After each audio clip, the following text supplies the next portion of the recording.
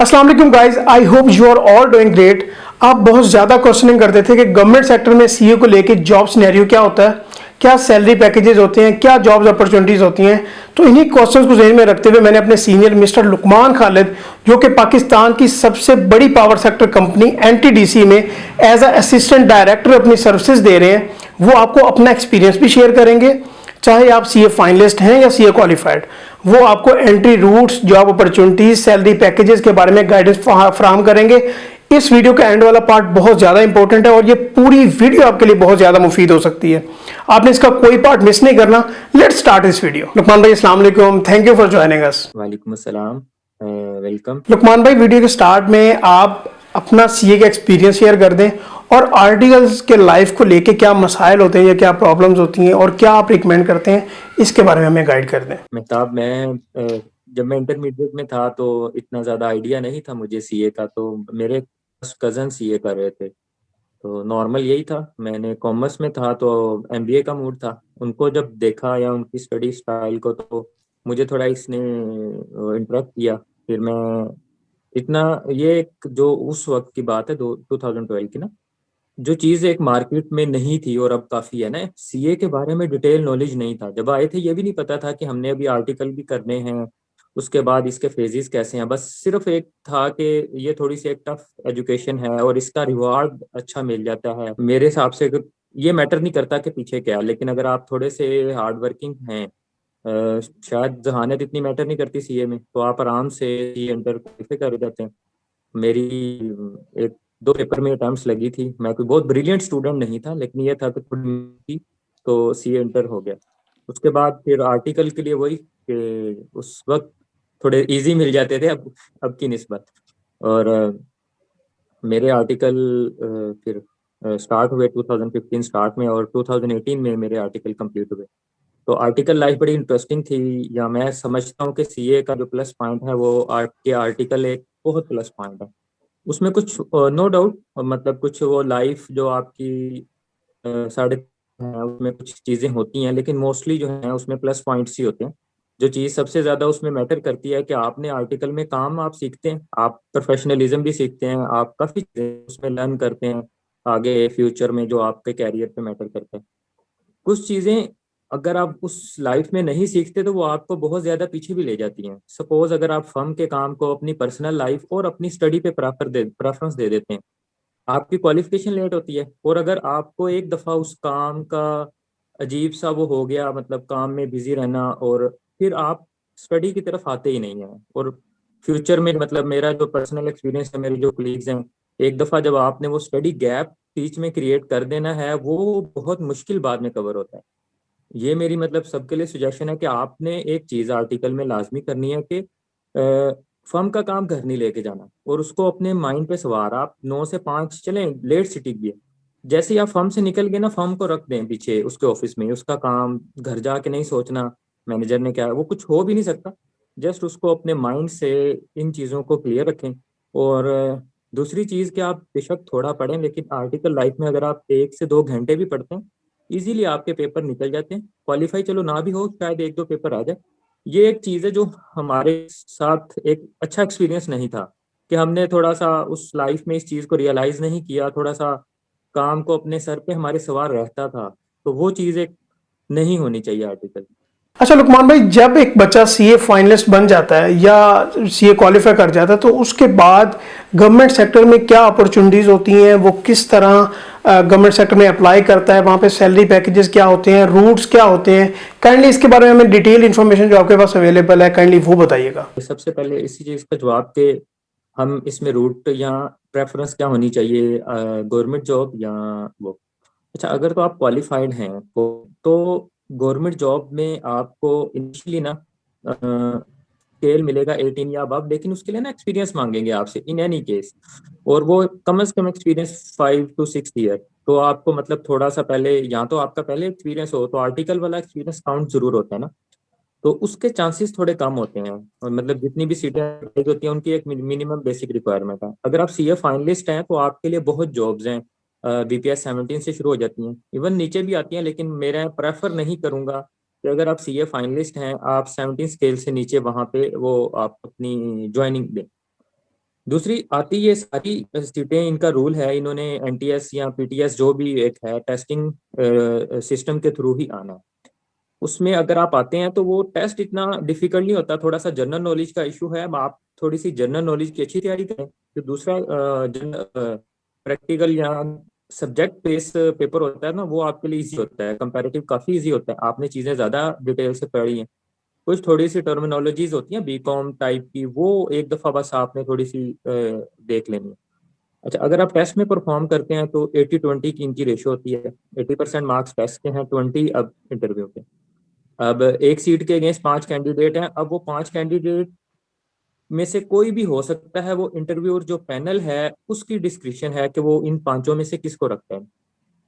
अब वहां पे सीए इंटर वाले को ना प्लस पॉइंट मिलता है कि अगर आपके मुकाबले में कोई बीकॉम और एमबीए या एमकॉम या इवन क्या एसीसीए भी है, तो आपके जो आर्टिकल वाली लाइफ है ना, अब यहाँ पे बहुत प्लस देती है आपकी सीवी पे, ये जो क्लाइंट्स और इस तरह की चीजें और प्रैक्टिकल जो आपका एक्सपीरियंस है, या वो आपसे अपनी ऑर्गेनाइजेशन के हवाले से प्रैक्टिकल नॉलेज करते हैं, तो वो आपको होना भी चाहिए। मतलब आपके इंटरव्यू से पहले कि मैं किस ऑर्गेनाइजेशन में हूँ, वो क्या करती है, रेवेन्यू कहाँ से अर्न करती है, उसका स्ट्रक्चर क्या है, उसके रूल्स एंड रेगुलेशंस क्या हैं, तो यही चीजें मेनली वो पूछ रहे होते हैं। अगर आप इनको थोड़ा सा अच्छा एक्सप्लेन करें तो आप डेफिनेटली वो सिलेक्ट हो जाते हैं उसमें।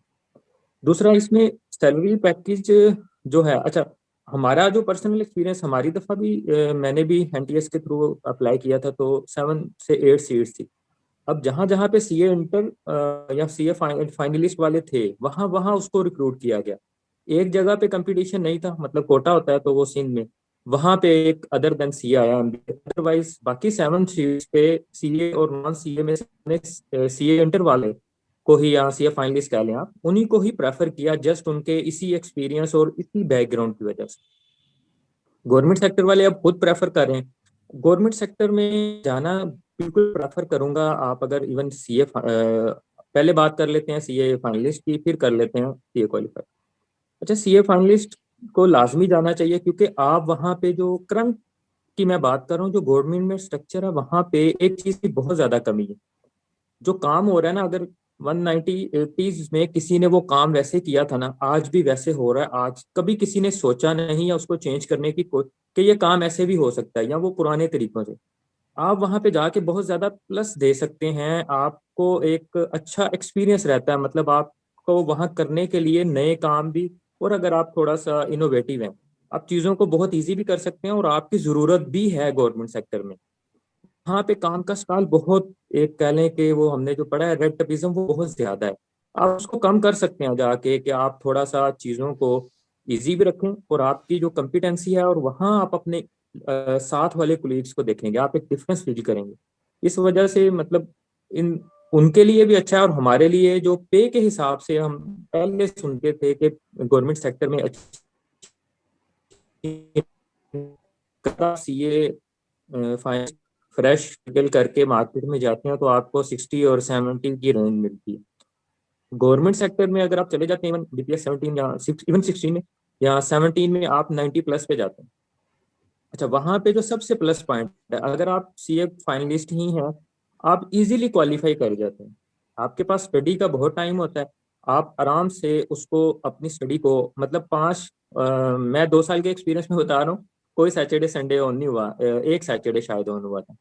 उसके अलावा भी अगर नॉर्मल बात की जाए तो कभी 6 या 7 तक लेट सिटिंग का भी कंसेप्ट नहीं है बिल्कुल भी। 5 का मतलब 5 है या 5:30।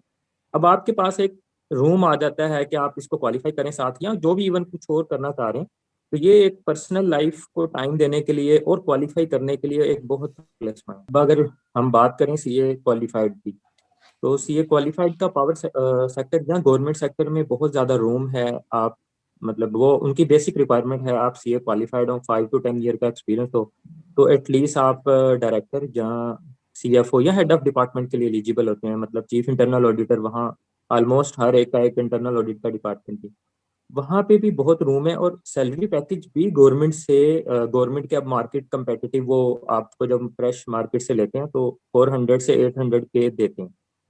अब उसमें ना आप एक बहुत ज्यादा प्लस पॉइंट, आप जब ऑर्गेनाइजेशन में जाएंगे ना, तो आपकी वजह से उस ऑर्गेनाइजेशन को बहुत ज्यादा एक एज मिलेगा। वहां पे आप अगर गवर्नमेंट के या सिस्टम के अंदर से कोई पर्सन उसको पहले हेल्प कर रहा है ना, तो वो चीजों को उसी एक लिमिटेड चीज में देख रहा होगा।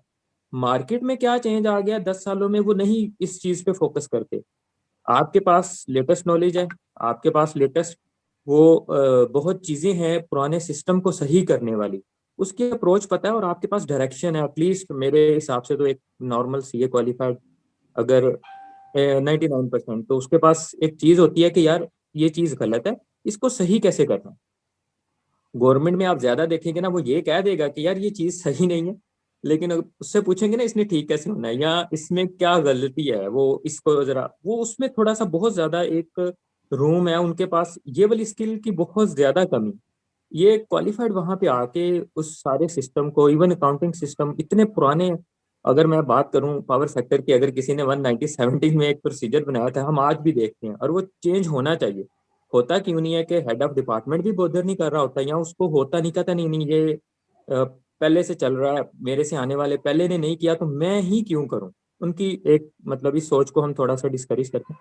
तो एक सीए जो है ना, वो इस चीज में थोड़ा इनोवेटिव होता है कि यार एक चीज है तो इसको मार्केट या आज के हिसाब से चेंज हो जाना चाहिए। तो मेरी तरफ से दोनों के लिए रिकमेंडेशन है, मतलब अगर आप क्वालिफाइड हैं तो एटलीस्ट डायरेक्टर या हेड ऑफ डिपार्टमेंट के लिए लाजमी आप ज्वाइन करें। अगर आप सीए फाइनलिस्ट हैं तो आप आराम से 17 यानी असिस्टेंट मैनेजर या डायरेक्टर की सीट के लिए एलिजिबल हैं। और अखबार या उनकी जो वेबसाइट है देखते रहा करें, तो इजी वे होता है कि अगर आप टेस्ट दें और इंटरव्यू के थ्रू रिक्रूटमेंट हो जाती है आपकी। अच्छा लुकमान भाई, एक बहुत ही इंपॉर्टेंट फैक्टर आजकल सामने आया हुआ है कि बच्चे एएफसी और कैफ में ही फ्रीलांसिंग स्टार्ट कर देते हैं या करने का सोच रहे हैं। जो अभी बच्चे इन्फ्लुएंस हो रहे हैं दूसरों से कि हम साथ साथ अपनी पढ़ाई भी करें और साथ हमारी कुछ अर्निंग भी हो जाए, तो इसमें आपका पर्सनल रिव्यू क्या है? क्या फ्रीलांसिंग स्टार्ट कर देनी चाहिए एएफसी और कैफ की स्टेज में, या उनको थोड़ा वेट करना चाहिए? अच्छा, वैसे मेरे पर्सनल ये ओपिनियन है, मेरी पर्सनल ओपिनियन में बिल्कुल ये जो पहले 2 साल हैं एएफसी और कैफ के, आपको सिर्फ स्टडी पे फोकस करना चाहिए। अगर थोड़े फाइनेंशियल इश्यूज भी हैं, आप थोड़ा सा मैनेज करें, चीज़ों को थोड़ा सा रोक लें। आप अगर दूसरी चीज़ों पे फोकस करेंगे, आप थोड़ा सा आपका फोकस अगर ज़्यादा उधर हो गया, आप स्टडी फुल टाइम आपकी अटेंशन मांगती है एएफसी और कैफ की, और डेली मांगती है, मतलब वीकेंड छोड़ दें। अगर आपने डेली का काम डेली नहीं किया तो वो जो एक, अब मार्केट क्योंकि टफ है, अगर आप मतलब जितनी ज़्यादा अटेम्प्ट्स लगाएंगे उतनी थोड़ी सी आपकी वो एक पहले के वो जो मार्केट में ग्रोथ है वो नीचे चली जाएगी। तो ये जो पहले 2 साल हैं जिसमें आप समझ लें एएफसी और कैफ का, आपको बल्कि फुल टाइम कोई फ्रीलांसिंग भी, कोई और इस तरह का काम जो आपका ज्यादा टाइम ले।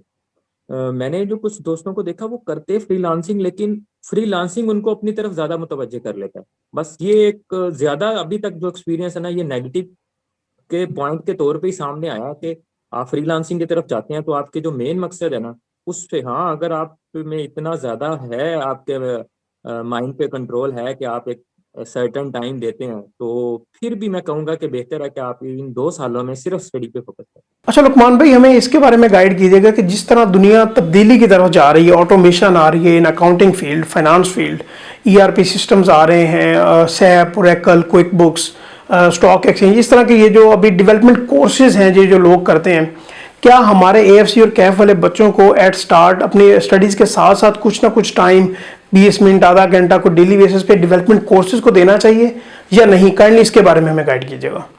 मेहताब, जरूर, ये बहुत ज्यादा जरूरी है। और कि आप स्टडी में या आप अपनी फर्म में, इवन फर्म के बाद भी आप अपनी मार्केट या इससे रिलेटेड जितने कोर्सेज हैं आप उसको लाजमी एक करें। उसका प्लस पॉइंट ही ज्यादा है। कल को जब आपका और आपके साथ आपके कुलीग का इंटरव्यू हो रहा होगा, ये वो प्लस पॉइंट होगा जो इंटरव्यूअर को अट्रैक्ट करेगा कि वाई वो आपको ही क्यों रखें। इसी तरह आप इवन सीए क्वालिफाइड भी कर जाते हैं तो ये चीजें वो हैं, आपने 10 साल पहले किया तो वो 10 साल पहले की चीजें, ये वो हैं जो आपको लेटेस्ट मार्केट में जो चीजें आई हैं, चल रही हैं, उन सब के बारे में अपडेट रखता है और आपका एक प्लस पॉइंट रहता है। अब आप इमेजिन करेंगे, मेरा अपना सीनियर हैं फर्म के, वो 180K के अराउंड सैलरी ले रहे हैं और सीए फाइनलिस्ट ही हैं, और शायद एग्जाम भी 1-2 पास हैं। उनका प्लस पॉइंट क्या है? मतलब उनका प्लस पॉइंट है, उन्होंने वक्त के साथ साथ फर्म और उसके बाद इवन लम से यही सारे डेवलपमेंट के कोर्सेज किए हुए। अब वो कहीं पे इंटरव्यू जब देने जाते हैं तो यही वो प्लस पॉइंट है जो उनको इनकी सैलरी को यहाँ तक इवन विदाउट क्वालिफिकेशन बूस्ट पे लेके। लुकमान भाई, हमारा लास्ट क्वेश्चन आपसे ये होगा कि जो बच्चे सीए में अभी आ रहे हैं उनके लिए फ्यूचर में क्या सीन है, कि जिस तरह लोग ये कह रहे हैं कि ये जो प्रोफेशन है आहिस्ता आहिस्ता अपनी तनज़्ज़ुली की तरफ जा रहा है, कम होता जा रहा है, जॉब अपॉर्चुनिटीज़ कम होंगी, तो आप इसको किस तरह देखते हैं? काइंडली इसके बारे में अगर आपके पास कोई एक मोटिवेशनल मैसेज है या कोई आप बात शेयर करना चाहें तो काइंडली वो आप लास्ट में ज़रूर कीजिएगा। अच्छा, वो अब देखें, आप इंटरमीडिएट के बाद या जो भी आप बीकॉम के बाद इस तरफ आने लगते हैं, आप किसी भी और भी क्वालिफिकेशन या डेवलपमेंट की तरफ जाते हैं, या सपोज एमबीबीएस है या कोई और है, सीए आपको अगर आप आते हैं तो ये आपको अगर इस फील्ड को इसका ड्यू टाइम और इसकी जो मेहनत है वो आप करते हैं तो ये आपको अच्छा रिवार्ड देता है। अगर आप 6 और सालों में अपना मतलब स्टडी कंप्लीट करने के बाद 2-3 सालों में ये आपको अदर देन बाकी प्रोफेशन से, शायद डॉक्टर का क्योंकि मुझे बहुत नॉलेज नहीं है, लेकिन आप में इसका जो रिवार्ड है वो ज़्यादा है और जल्दी है अगर आप इसमें मेहनत करके और वो आते हैं। तो मेरी तरफ से है कि आप आएँ, लेकिन वही बात कि जब आप एएफसी और कैफ में हो तो आप कोई और काम ना करें। फर्म में जाने के बाद सबसे बेसिक मकसद काम करें, लेकिन अपनी स्टडी को कंप्रोमाइज़ ना होने दें और उसके साथ जल्दी से जल्दी आप क्वालिफाई करें। एक दफ़ा आप पटरी से थोड़ा-सा उतर गए तो जब आपके पास एक दफ़ा पैसे आना शुरू हो गए, तो आप थोड़ा-सा पटरी से और उतर गए, तो दोबारा पटरी पे आना बहुत मुश्किल हो जाता है। तो बस ये है कि जल्दी से जल्दी अगर आप इसकी जो ड्यू कोर्स में आप चीज़ें करते हैं, तो ये एक बहुत अच्छा रिवार्ड देने वाला प्रोफ़ेशन है और बहुत ही रिस्पेक्टफुल प्रोफ़ेशन है। लुकमान भाई, आप सीए फाइनलिस्ट को ले लें कि जब वो सीए एंटर करके ऑडिट फॉर्म में जाता है तो आप उसकी ऑनलाइन स्टडी को किस तरह देखते हैं, कि क्या उसको फिजिकल क्लासेस की तरफ जाना चाहिए या ऑनलाइन स्टडी का अगर ऑप्शन अवेलेबल है तो क्या उसे ऑनलाइन स्टडी की तरफ भी जाना चाहिए? एज योर एक्सपीरियंस करनी ये भी हमें बताइएगा कि ये किस तरह उसके लिए फ़ायदेमंद है या नुकसानदेह है। जी, ये थोड़ा-सा मेरे पॉइंट ऑफ व्यू से ना पर्सन टू पर्सन वेरी करता है कुछ, कि ऑनलाइन में उसको ना इंटरेक्टिव ही नहीं लगता ये चीज़। अगर आपका उसमें इंटरेस्ट और इंटरेक्शन कम है तो आप थोड़ा फोकस कम करते हैं। ऑनलाइन एक प्लस पॉइंट है बहुत ज़्यादा, लाइक आप आर्टिकल में आउट ऑफ स्टेशन आपको भेज दिया जाता है, वो अब रिपोर्टिंग में ना आप अफोर्ड ही नहीं कर सकते कि आपकी वीक की क्लासेस मिस हों। ऐसे आप बहुत ज़्यादा सफ़र, हाँ, ऑनलाइन देखें आपके पास प्लस पॉइंट है, आपके पास लेक्चर है, आपका आप अपना इंटरेस्ट डेवलप करें उसमें। आप ऑनलाइन लेक्चर लेते हैं तो वो भी एक साथ प्लस पॉइंट है। तो मेरे हिसाब से अगर जिस तरह आप ज़्यादा कंफर्टेबल हैं आप लें, लेकिन ऑनलाइन क्लासेस जो अब स्टार्ट हुई हैं ये एक प्लस पॉइंट है, तो इसको यूज़ करना चाहिए। लुकमान भाई, thank you so much for joining अस। आपकी ये बड़ी हेल्दी डिस्कशन रही हमारे साथ और ऑडियंस को इससे बहुत ज़्यादा सीखने को मिलेगा और मुझे भी सीखने को मिलेगा। Thank you so much for joining us. See you next time. Thank you Mehtab. अच्छा गाइज, कैसी लगी फिर आपको ये वीडियो? ये बहुत इन्फॉर्मेटिव वीडियो थी, उम्मीद है आपको इससे ज़रूर सीखने को मिला होगा। अगर आपके कोई क्वेश्चंस हैं या क्वेरीज हैं तो कमेंट में ज़रूर लिखिए। हमने अपने इंस्टाग्राम अकाउंट का लिंक डिस्क्रिप्शन में भी और कमेंट सेक्शन में पिन भी कर दिया, काइंडली वहां पे भी हमें फॉलो कीजिएगा। नेक्स्ट वीडियो में मिलते हैं, तब तक के लिए अल्लाह हाफिज़ and good luck, take care. Don't let your dreams be dreams. Yesterday, you said tomorrow. So just do it! Make your dreams come true! Just do it!